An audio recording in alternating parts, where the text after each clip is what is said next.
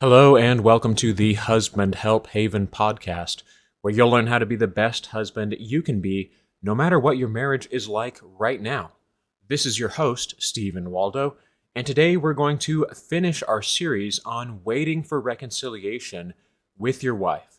If you'll think back 2 episodes ago, we dealt with the factors that affect how much longer your separation might last. We answered the question, how much longer is this going to take? Last episode, we talked about some powerful reasons to keep waiting, and I tried to give you some reminders that I've seen help other men sort of pick themselves up and re-find that motivation to keep going, to keep waiting. And I finished that episode, if you'll remember, and I'm going to say this now because we're going to come back to it at the end. We talked about your choice in continuing to wait for your wife and how that is, when all else fails, that choice is one of the most powerful things that is left under your control and yours alone. So, in using that tool, in using that ability to choose, today we're going to finish this series by discussing the sort of opposite side of what we talked about in the last episode. We're going to answer what might seem like a somewhat pessimistic question, and indeed it is kind of a somber question to attempt to answer. Why should you be done? Why might you choose to be done? What we're going to do in this episode is I'm going to walk you through some of the most common reasons that I've seen other men make this decision. One of the things that you'll consistently hear me say is that you know your limit better than anybody, and you're allowed to say when and where that limit is. And so, again, today I'm going to give you some reasons that you might decide to say, hey, this is my limit. Now, what do we mean by hitting that limit? What usually happens? Let's just define terms here a little bit. What usually happens when you're done? What do I sort of think of when I say that? To me, I think that internally, the thing that happens is it is a total assumption that the divorce is going to happen. You no longer have faith in reconciliation. Now let's clarify that term again. When I say faith, what I mean is a choice to believe. So when you lose your faith for reconciliation, what it means is you are no longer choosing to believe that reconciliation is possible. You're sort of pointedly moving away from reconciliation as being sort of the main thing you're hoping for and having faith in your life. This could mean giving your wife an ultimatum that actually has some teeth to it. You're ready to implement that, or else if she says no to whatever your ultimatum is. It could mean, once you sort of hit this point, it might mean that you are going to be the one to file. You're going to be the one to start leading the divorce. It could mean nothing externally. It might mean that there's no change in your external circumstances at all, but you firmly close the door to your heart, and you don't plan on reopening it again. So hopefully that kind of gives you an idea of what we're talking about in this episode, what decision it is we're talking about making. The other thing that I want to sort of make abundantly clear before we get into the actual reasons that I'm going to list out in this episode. And that is this. I am a marriage optimist. I really do believe that all marriages can work out, can be saved. And I firmly believe that you can continue finding opportunities to reconnect with your wife and rebuild trust with your wife, even from unconventional places at unconventional times by unconventional means. And that includes after divorce. My peace and control students will know that I have sort of a special place in my heart for the loyal hounds, the guys who just determined to endure through it all. But I also recognize that each man has his own moral convictions, his own self-worth, his own everything. And so while I might sort of, to a fault, encourage just about every man to keep going, to keep waiting, to keep trying, not to give up, but to press onward. That would be my own personal bias here. That's what I would encourage. I mean, that's just kind of my default. But what I choose and what I suggest doesn't have to be what you want for your own life. And you alone know your circumstances better than anybody else.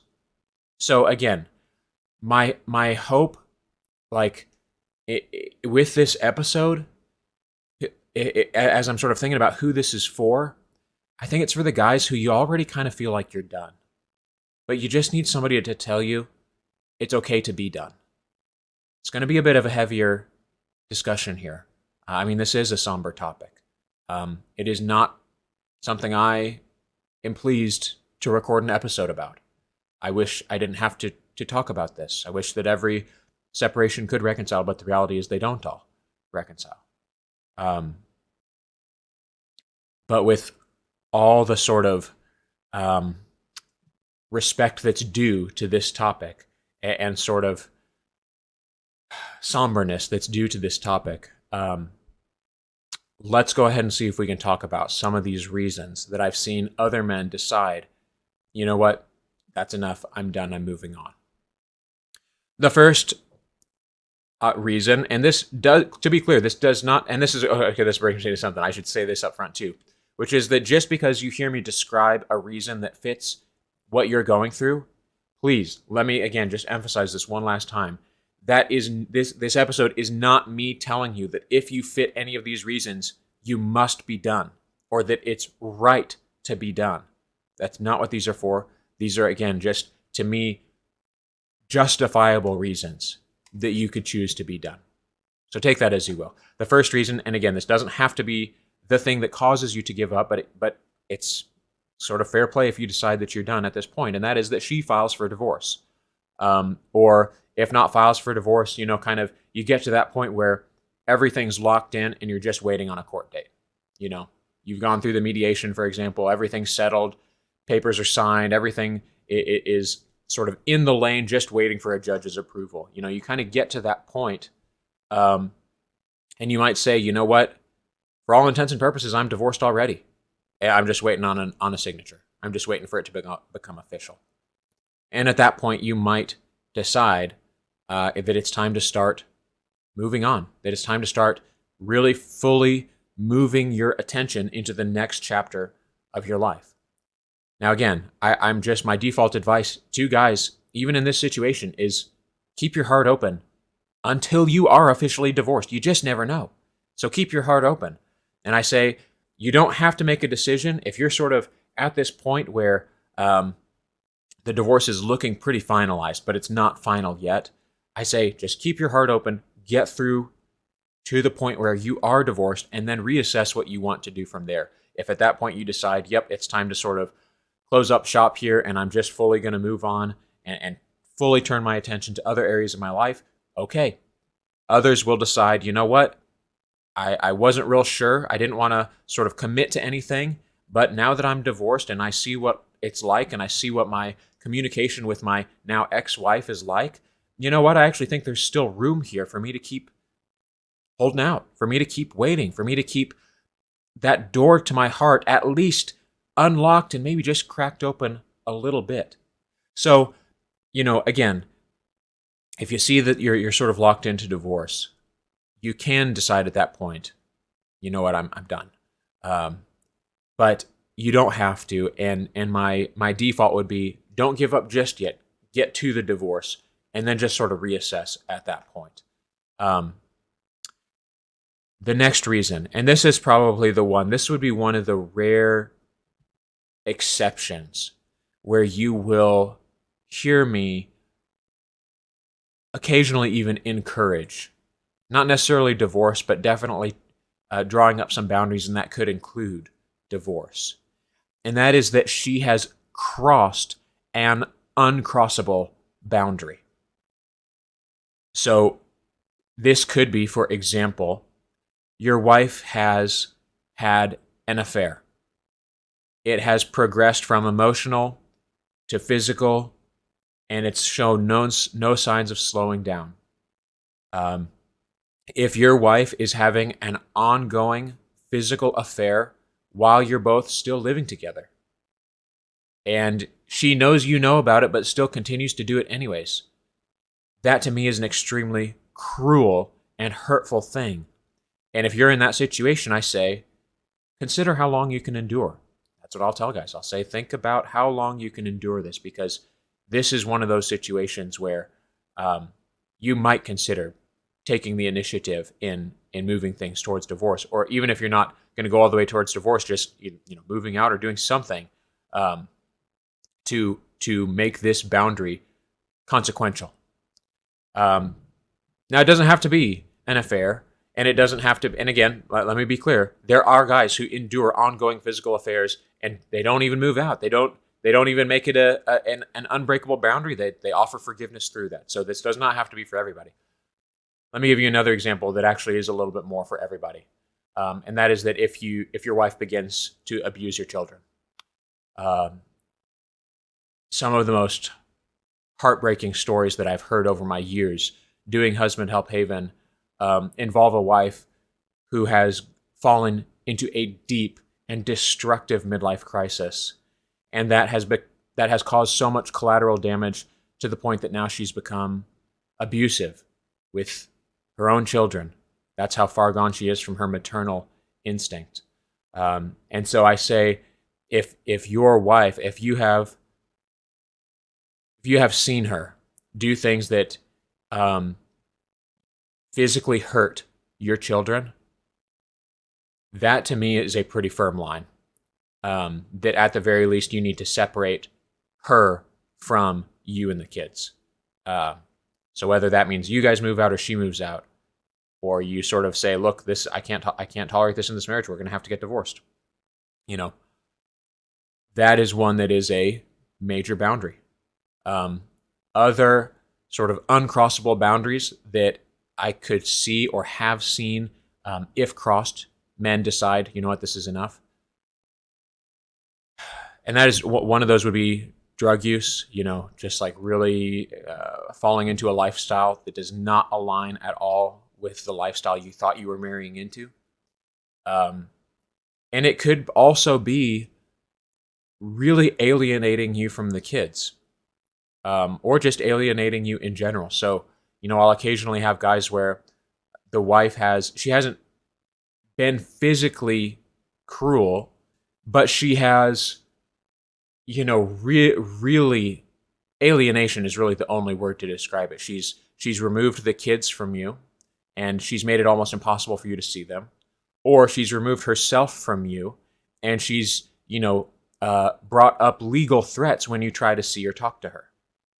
So occasionally, and I wish it weren't as occasional as it is. All right, well, that came out wrong. I wish it didn't happen as often as it did, but this happens surprisingly often, that wives will draw up restraining orders on at least from what I understand to be faulty grounds. Now, again, I don't see inside every situation, so I don't know.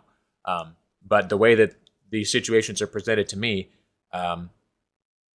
faulty grounds, the wife gets a restraining order, and the husband is stuck and literally is not allowed legally to contact his wife.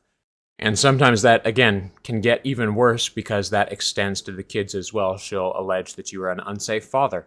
And again, if you find yourself in a situation like that, the main reason to bring this up, if you find yourself in that situation, that can be an uncrossable boundary. You can say, listen, I honestly didn't think my wife was capable of treating me this inhumanely.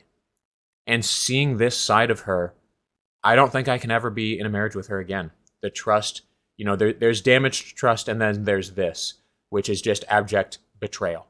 And this would be sort of the typical grounds for divorce. And so again, you're allowed to be, if you're in this situation and you're thinking, man, I really feel like I can't come back to this. Well, I'm just here telling you, yeah, that's legitimate. You're allowed to feel that way. So she filed for divorce. She crossed an uncrossable boundary. Our third reason that I've seen men decide to be done is that you just can't take the mistreatment anymore. It's not that she's abusive with her hands. She's not throwing stuff at you, but she's just constantly negative constantly name calling. There's so much unfairness. Just the balance of treatment in the relationship is so heavily skewed against you. She treats you, 100 times worse than you treat her, or maybe it's not even that. Maybe it's both of you. You know, you sort of know what you need to be doing. You know this sort of accepting attitude that you're trying to have, but for some reason, when your wife starts sort of teeing off on you, it sucks you in, and you get toxic too. And then there's just sort of this really, really toxic dynamic in the relationship where you're both just fighting all the time, and you can't have a civil conversation. And it gets to the point where you're saying, this is really not good for either of us.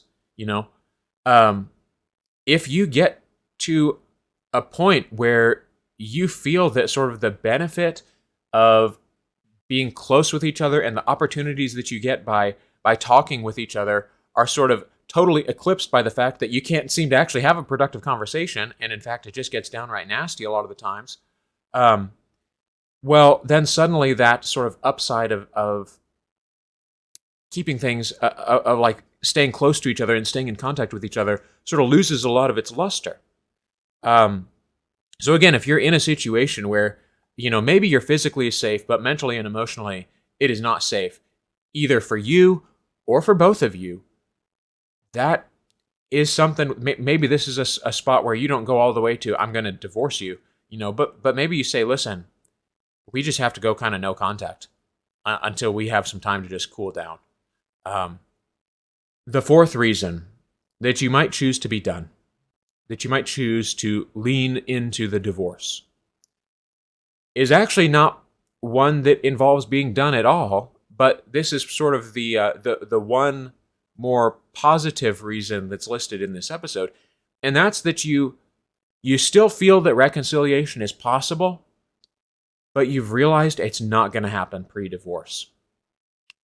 For whatever reason, your wife is just so fully committed to the divorce as a concept.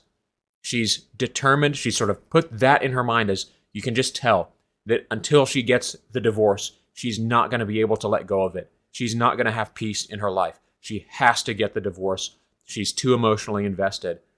And there's just no undoing that at this point. And so you sort of realize, look, we maybe even kind of get along okay, but I can just tell that she's not going to stop. She's not going to relent. She's not going to allow this connection that we're regaining with each other to ever amount to anything until she gets this divorce. Because until then, the walls will stay up, at least to some degree.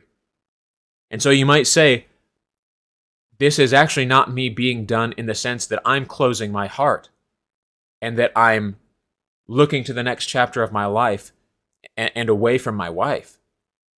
Rather, it's giving her the chance to be done, giving her what she is so determined to get, which is to be divorced. And you do this because you've sort of exhausted every other option. You've tried the waiting, you've tried the conversations, you've tried swinging hard, you've tried playing passive. You've done it all. And every time, whether those things have gone well or not gone well, you're just left with this feeling that your wife is just too invested in the divorce, that she can't let go of it. And so you sort of decide, you know what? I'm going to play the long game here. I recognize that divorce is just ultimately a piece of paper, and that I can still choose to stay committed to this woman, to this relationship, even if it's no longer legally certified. And so you might take on that sort of mantle and say, you know what? It's risky. It's going to be difficult. It's not what I want, but I'm going to go ahead and even maybe push this divorce forward because I recognize that I can't do anything other than just tread water until that gets done.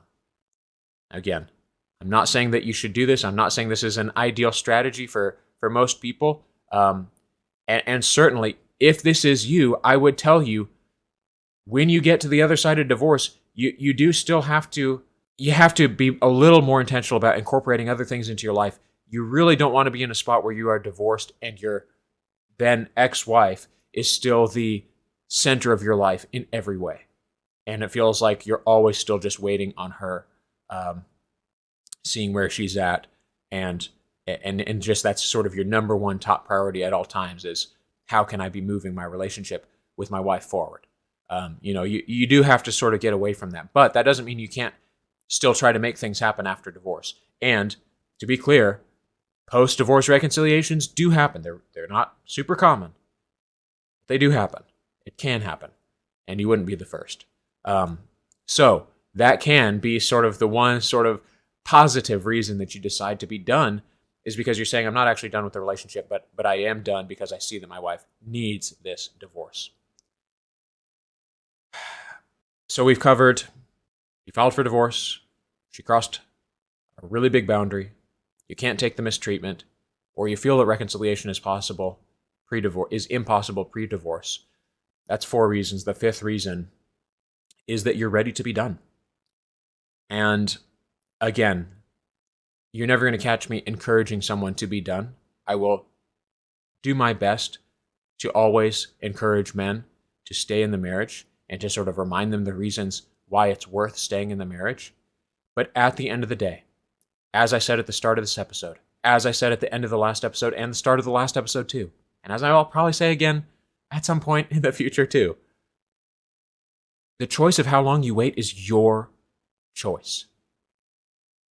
And so even if there's not horrible mistreatment, even if your wife isn't having an ongoing physical affair, even if she hasn't filed a restraining order against you, even if you're not totally convinced that she needs the divorce, but you are totally convinced that you've given it all and then some, when you are sure, and maybe this is the other side, maybe it's not even that you're just like, okay, it's been 12 months, that's enough for me to satisfy, my duty as a husband. I can feel good about that amount of effort that I put in, and I can hold my head high from that, which is great. And again, that's allowed to be the case if that's you.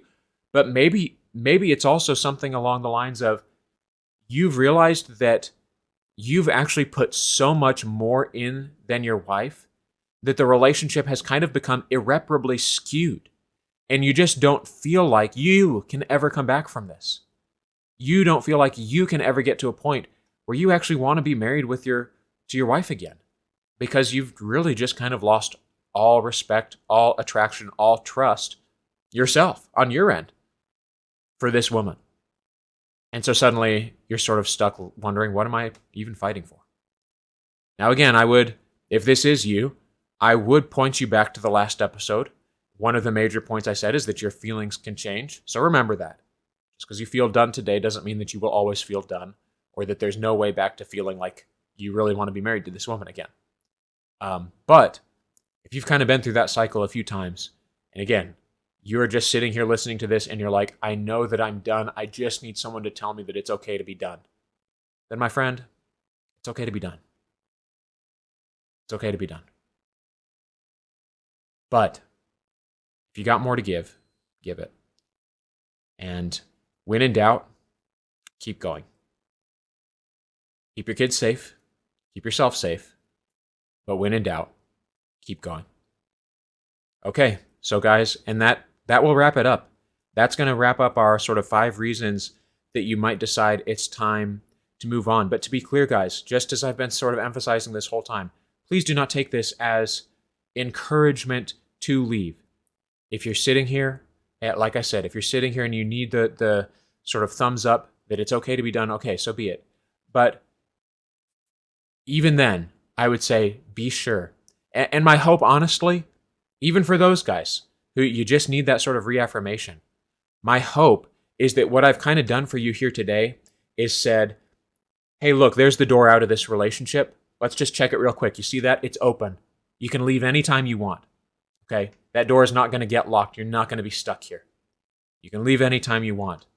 And my hope is that by sort of reassuring yourself of that, maybe you'll feel a little bit more capable to just keep going a little bit longer. Forgive a little bit more. Love even when it's most difficult to love. Extend grace another day. Keep going. I hope that that's what you do. But again, I live in the real world. I understand that at some point, every chapter must end. And if that's you, so be it. And I wish you the best of luck. And I'm still here in your corner too. And Guys, this isn't like a divorce prep episode, but I will tell you this, that going through separation well and going through it selflessly and applying yourself to improving yourself, even as your wife is not seeing or recognizing any of that, well, that has real value. And that will lead to real transformation. And that real transformation can and will stick with you from here on in your life. And you will reap the rewards of what you've done and what you've sacrificed in this separation. So whether you're done or whether you're just getting started, I hope that this episode has helped you. And guys, gotta thank you for listening. Thank you so much for being one of those guys who's willing to sort of lay it all out, even when it's not fair, to fight for your marriage. Keep going. Keep doing the best that you can. And stay tuned for next time on the Husband Help Haven podcast. This has been your host, Stephen Waldo. Thanks for listening, guys, with much manly love. See you next time.